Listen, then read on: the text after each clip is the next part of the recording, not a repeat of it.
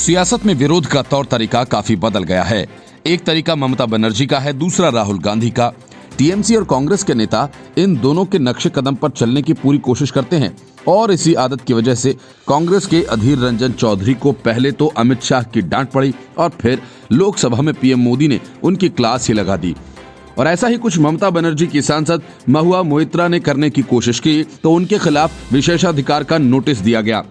Supreme court के पूर्व chief justice के खिलाफ टिप्पणी को लेकर टीएमसी सांसद महुआ मोइत्रा के खिलाफ लोकसभा में विशेषाधिकार हनन का नोटिस दिया गया। अगर महुआ मोइत्रा पर आरोप सही पाए गए तो उनकी सांसदी खतरे में पड़ सकती है। बीजेपी के सांसद निशिकांत दुबे और पीपी चौधरी ने टीएमसी की सांसद महुआ मोइत्रा के खिलाफ लोकसभा में विशेषाधिकार हनन प्रस्ताव के लिए नोटिस दिया है।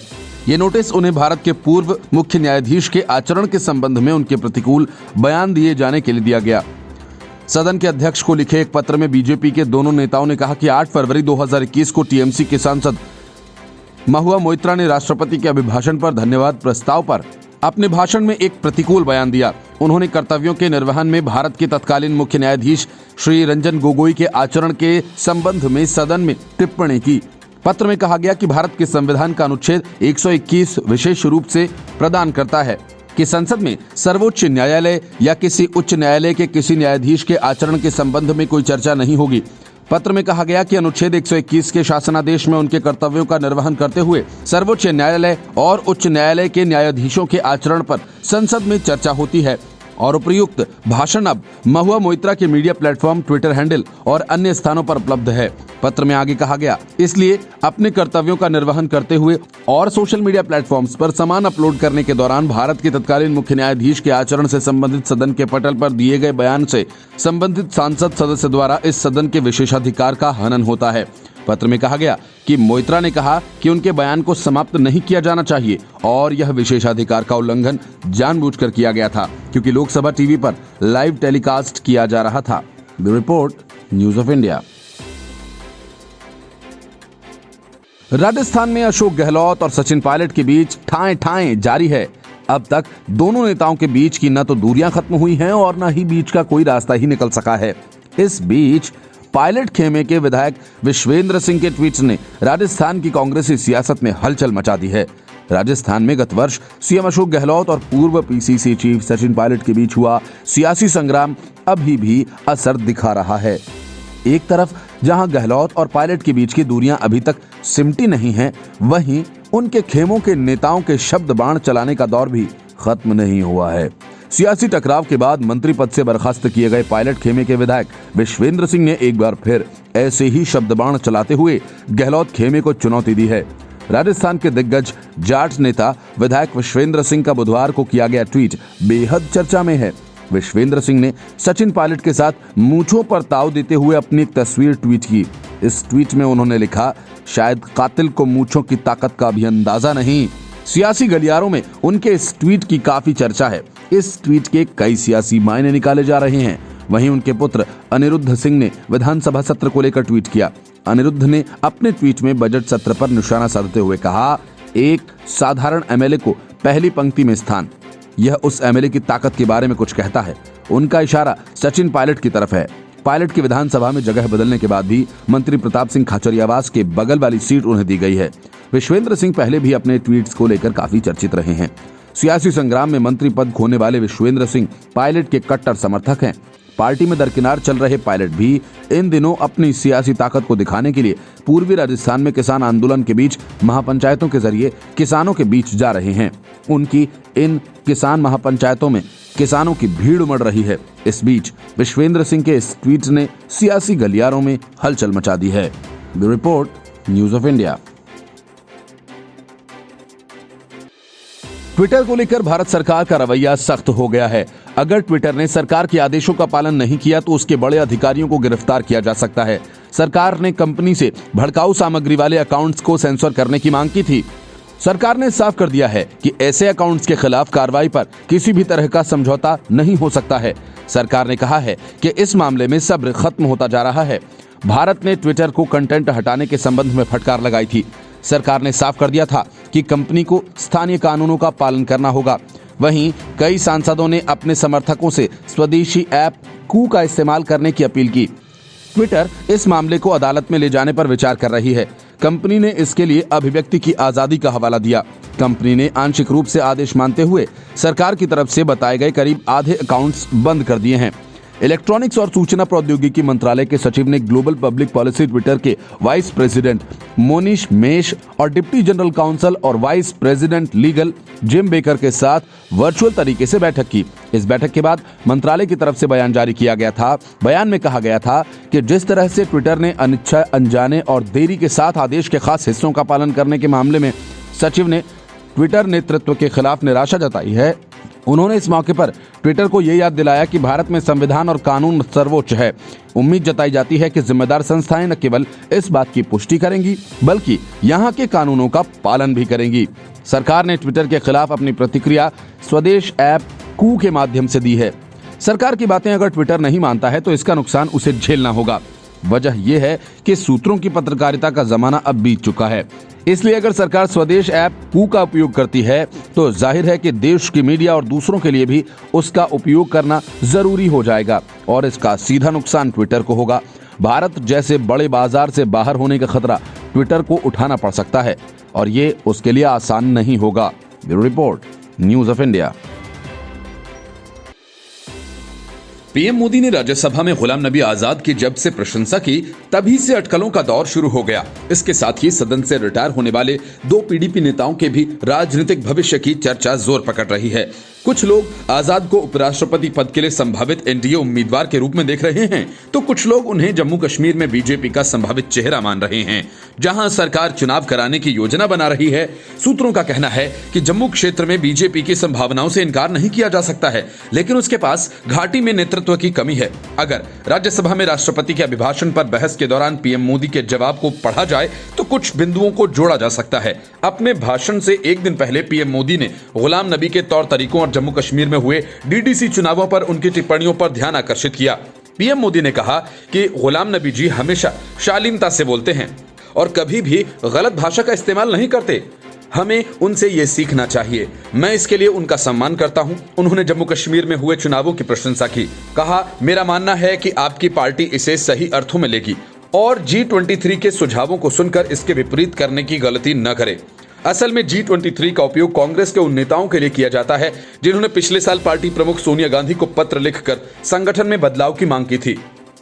पीएम मोदी की टिप्पणियों को असंतुष्ट कांग्रेसी नेताओं के समूह को खुले निमंत्रण के रूप में भी देखा जा रहा है। अन्य बीजेपी नेता भी सौम्य आजाद की बड़ाई कर रहे हैं। गुलाम नबी आजाद फिलहाल 71 साल के हैं। बीजेपी ने रिटायर होने की औपचारिक उम्र 75 साल तय की हुई है। हालांकि अच्छे लोगों के लिए पार्टी कुछ रियायत भी बरतती रही है। आजाद के साथ रिटायर होने वाले पीडीपी सदस्यों ने भी सरकार की कई योजनाओं की प्रशंसा की। माना जा रहा है कि मोदी सरकार और उसकी योजनाओं के लिए कहे गए इन अच्छे शब्दों पर भी नजर रखनी चाहिए। पीडीपी नेता नजीर अहमद लवाई ने कहा, उन्हें उम्मीद है कि जम्मू कश्मीर को एक बार फिर से राज्य बनाने के लिए जल्द ही संसद में एक विधेयक लाया जाएगा।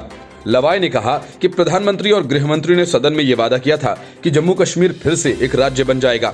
मुझे विश्वास है ऐसा विधेयक इन दिनों सदन में लाया जाएगा। पीडीपी सांसद ने कहा कि उन्होंने सदन में मुखर रूप से 370 हटाने के कदम का विरोध किया था। अब जब वह कश्मीर वापस जाएंगे तो लोगों को बताएंगे कि देश ने कश्मीर की कितनी देखभाल की है और लोगों के साथ सहानुभूति रखी। उन्होंने कहा कि संसद हमारे देश की खुशबू है। मैं अपने साथ ये खुशबू जम्मू और कश्मीर ले जा रहा हूं। अन्य पीडीपी सांसद मीर मोहम्मद फयाज ने प्रधानमंत्री मोदी और गृह मंत्री अमित शाह से जम्मू कश्मीर को फिर से राज्य बनाने और अपनी विशेष स्थिति बहाल करने की अपील की। फयाज ने कहा वह ये देखकर खुश हैं। हाल ही में जम्मू कश्मीर में हुए जिला विकास परिषद के चुनाव में मतदान करने के लिए आए थे। उन्होंने कहा उज्ज्वला योजना जम्मू कश्मीर की गरीब महिलाओं की मदद के लिए एक बड़ा कदम था। गुलाम नबी आजाद ने इन अटकलों पर एक तरह से विराम लगाते हुए साफ कहा कि मैं एक कट्टर कांग्रेसी हूं और मैं चाहूंगा कि मेरी पार्टी फिर से आए, लेकिन जब तक मैं मुख्यमंत्री था मैंने कभी किसी भी मंच पर पार्टी के लिए कोई वोट नहीं मांगा, क्योंकि एक मुख्यमंत्री सभी दलों का होता है। मैं एक कांग्रेसी के रूप में पैदा हुआ हूं। मैं बतौर कांग्रेसी ही मरूंगा। Report, news of India. Uddhav Thackeray अब सियासत को उस मोड़ पर ले आए हैं जिस मोड़ पर ममता बनर्जी पहले से ही पहुंच चुके हैं। बंगाल के राज्यपाल जगदीप धनखड़ के साथ जिस तरह का रवैया ममता बनर्जी का होता है, उद्धव ठाकरे उसी रास्ते पर आगे चल निकले हैं। महाराष्ट्र के राज्यपाल भगत सिंह कोश्यारी और राज्य की उद्धव ठाकरे सरकार के बीच चल रहे तनावपूर्ण रिश्तों में एक बड़ी दरार आ गई है। देहरादून जाने के लिए राज्यपाल भगत सिंह कोश्यारी सरकारी चार्टर प्लेन में लगभग 20 मिनट तक बैठे रहे, लेकिन उद्धव ठाकरे ने इस प्लेन को उड़ान भरने की इजाजत नहीं दी। आखिरकार कोश्यारी को विमान से उतरना पड़ा। महाराष्ट्र सरकार ने राज्यपाल को उत्तराखंड के हवाई दौरे के लिए सेवा देने से इनकार कर दिया। इसके बाद उन्हें मजबूरन विमान सेवा बुक करनी पड़ी। ठाकरे सरकार ने महाराष्ट्र के महामहिम के लिए हवाई जहाज देने से इनकार कर दिया है, जिससे लेकर बीजेपी पूरी तरह से आक्रामक हो गई है। बीजेपी नेता सुधीर मुनगंटीवार ने सीधा महाविकास आघाड़ी सरकार पर हमला करते हुए कहा, द्वेष की भावना से महाराष्ट्र सरकार ने कदम उठाया। किसी भी राज्य के गवर्नर को विमान सेवा से इनकार नहीं किया जा सकता। उन्होंने कहा, राज्य के प्रथम नागरिक होने के नाते ये उनका अधिकार है। पहले से ही एक दूसरे के खिलाफ तलवारें निकाल कर बैठी बीजेपी और ठाकरे सरकार एक बार फिर से आमने सामने आ गए। महाविकास आघाड़ी सरकार के राज्यपाल को हवाई सेवा न देने से राजनीतिक सियासत अब तेज हो गई है। वहीं कांग्रेस के बड़े नेता मानिकराव ठाकरे ने कहा, ये गंभीर विषय है, इस पर चर्चा होगी और क्यों इस तरीके से आरोप लगाए गए हैं इस पर भी जांच होगी। लेकिन बीजेपी के कई नेताओं ने इस मुद्दे को हाथों हाथ उठा लिया। राज्यपाल भगत सिंह कोश्यारी और ठाकरे सरकार के बीच चल रही नोकझोंक अब चरम सीमा पर पहुंच गई है। दरअसल राज्यपाल भगत सिंह कोश्यारी को 12 फरवरी के दिन मसूरी में होने वाले लाल बहादुर शास्त्री अकेडमी के वार्षिक समारोह में शामिल होने के लिए सरकारी चार्टर्ड प्लेन से रवाना होना था। जब कोश्यारी मुंबई एयरपोर्ट पर पहुंचे तो 15 से 20 मिनट तक अपने चार्टर प्लेन में बैठे रहे। उन्होंने पायलट से उड़ान नहीं भरने का कारण पूछा तो पायलट ने बताया कि राज्य सरकार से अभी उन्हें उड़ान भरने की परमिशन नहीं मिली है। इसके बाद राज्यपाल भगत सिंह कोश्यारी चार्टर्ड प्लेन से उतर गए। इस यात्रा को लेकर राजभवन से एक सप्ताह पहले ही राज्य सरकार को पूरी जानकारी मेल के जरिए सूचित की गई थी। इसके बावजूद भी सरकार की तरफ से कोई भी जवाब नहीं दिया गया। Report, news of India. Rakesh Tikait हों या योगेंद्र यादव या फिर कोई और किसान नेता, ये सारे लोग 15 दिन पहले ही किसानों को बता रहे थे कि वो नई दिल्ली, इंडिया गेट, संसद भवन और लाल किले पर ट्रैक्टर रैली निकालेंगे। मुझे इन नेताओं से जान का खतरा था, इसी वजह से मैं इधर उधर छिपता रहा। दिल्ली पुलिस की गिरफ्त में आए दीप सिद्धू ने ये बयान पुलिस के सामने दिए। दीप सिद्धू ने पुलिस को ये भी बताया कि जब वे लाल किला पहुंचे तो वहां हिंसा भड़क चुकी थी, इसलिए वो तुरंत वहां से वापस सिंघू बॉर्डर पहुंच गए। गणतंत्र दिवस के मौके पर किसान आंदोलन की आड़ में हुई हिंसा के मामले में गिरफ्तार किए गए दीप सिद्धू से पुलिस की पूछताछ जारी है, जिसमें उन्होंने कहा कि ऐसा करने के पीछे उसका कोई नकारात्मक उद्देश्य नहीं था। सभी वहां जा रहे थे, इसलिए वह भी चला गया। दिल्ली पुलिस की अपराध शाखा दीप सिद्धू के, उसके ठिकानों और 26 जनवरी को हुई अराजकता को लेकर विस्तार से पूछताछ कर रही है। पूछताछ की शुरुआत में उसने 25 जनवरी को सिंघू बॉर्डर पर अपनी मौजूदगी से इनकार किया था। इसके बाद पुलिस ने उसकी मौजूदगी के सबूत पेश किए, तब उसने माना कि वह किसानों के प्रदर्शन स्थल पर मौजूद था। दीप सिद्धू ने इसके बाद बताया कि 26 जनवरी को सुबह के वक्त उसके मोबाइल पर 3 मिस्ड कॉल और मैसेजेस आए। ये लाल किले की तरफ बढ़ने को लेकर थे, जिसके बाद वह अपने 3 दोस्तों के साथ वहां पहुंच गया। पुलिस को दी गई जानकारी के मुताबिक वह सुबह 11 बजे अपने दोस्तों के साथ गाड़ी से निकला और 1 बजे लाल किले पर पहुंच गया। जैसे ही वह लाल किले पर पहुंचा, वहां पर हिंसा भड़क चुकी थी और फिर वह वापस आ गया। पुलिस ने कहा कि दीप सिद्धू द्वारा लगाए गए आरोपों और खुलासों का सत्यापन भी कराया जाएगा। दीप सिद्धू ने इस बात को लेकर भी खुलासा किया कि वह क्यों इतने दिनों तक छुपा हुआ था। उसका ये कहना था कि अब तक छुपने की सबसे बड़ी वजह ये थी कि उसकी जान को खतरा था। किसान आंदोलन के तमाम नेताओं ने गणतंत्र दिवस के मौके पर हुई हिंसा का आरोप उस पर लगा दिया। इस मामले पर जानकारी देते हुए दिल्ली पुलिस ने बताया कि सिद्धू के अनुसार लाल किले और आईटीओ पर हुई हिंसा स्वतः और तात्कालिक नहीं थी। नेता गणतंत्र दिवस से लगभग 15 दिन पहले किसानों को बता रहे थे कि वो नई दिल्ली, इंडिया गेट, संसद भवन, लाल किले पर ट्रैक्टर रैली निकालेंगे। गणतंत्र दिवस के मौके पर हुई हिंसा के बाद से ही दीप सिद्धू फरार था। कई दिनों की तलाश के बाद उसे गिरफ्तार किया गया। किसान नेताओं ने दीप सिद्धू के बयानों को सुनने और समझने से पहले ही उस पर किसी भी तरह की टिप्पणी करने से मना किया है। Report, news of India. Lata Mangeshkar, Akshay Kumar, Sachin Tendulkar, Saina Nehwal ही नहीं बल्कि और भी भारतीय हस्तियां उद्धव ठाकरे के निशाने पर हैं। वजह यह है कि इन लोगों के ट्वीट उद्धव ठाकरे की सियासत से मेल नहीं खाते। सोनिया गांधी और शरद पवार की कृपा से सीएम बने उद्धव ठाकरे इस वजह से इन बड़ी हस्तियों के पीछे पड़े हैं कि इन लोगों ने किसान आंदोलन के नाम पर चल रही विदेशी साजिश का विरोध किया और रिहाना से लेकर मियां खलीफा तक को उनकी सीमा बताई। इसी बात से चिढ़े हुए उद्धव न सिर्फ सबके ट्वीट की जांच करवाएंगे बल्कि सबका जुर्म भी साबित करेंगे। लेकिन सवाल ये है कि उद्धव ठाकरे ये सब कर पाएंगे? कहने को उद्धव ठाकरे ने कह दिया कि वो सबकी जांच कराएंगे, लेकिन ये जांच होगी कैसे, और यदि कोई गड़बड़ी मिली तो सजा कैसे होगी, या फिर ये सब उद्धव ठाकरे का महज एक पॉलिटिकल स्टंट है और इस बहाने वह इन हस्तियों पर दबाव बनाना चाहते हैं। सवाल उठता है कि महाराष्ट्र सरकार आखिरकार इन हस्तियों के ट्वीट्स की जांच कराने के लिए राजी कैसे हो गई। दरअसल कांग्रेस नेता सचिन सावंत ने इस मामले पर सरकार का ध्यान आकर्षित किया। उन्होंने दावा किया कि कुछ हस्तियों के ट्वीट्स एक जैसे थे, जबकि ज्यादातर ट्वीट्स में एक जैसे शब्द लिखे गए थे। सचिन सावंत ने आशंका जताई कि इन हस्तियों से दबाव में ट्वीट करवाए गए। महाराष्ट्र सरकार यही पता लगाने की कोशिश करेगी कि क्या इन हस्तियों पर कोई दबाव बनाया गया था। कांग्रेस नेता सचिन सावंत के मुताबिक कई हस्तियों के ट्वीट्स एक जैसे हैं, जैसे अक्षय कुमार, साइना नेहवाल। इनके ट्वीट्स शब्दशः एक जैसे पोस्ट किए गए हैं। वहीं विराट कोहली, सुरेश रैना, साइना नेहवाल, अक्षय कुमार, अनिल कुंबले, लता मंगेशकर के ट्वीट्स में एमिकेबल शब्द कॉमन था। साथ ही सुनील शेट्टी ने अपने ट्वीट में बीजेपी के मुंबई प्रदेश उपाध्यक्ष हितेश जैन को टैग किया था। सवाल ये भी है कि अगर इन हस्तियों ने वाकई किसी दबाव में आकर ट्वीट किए तो उन पर जुर्म कैसे तय होगा। इस मामले में जानकार बताते हैं कि इन हस्तियों पर जुर्म तय करना बेहद मुश्किल है।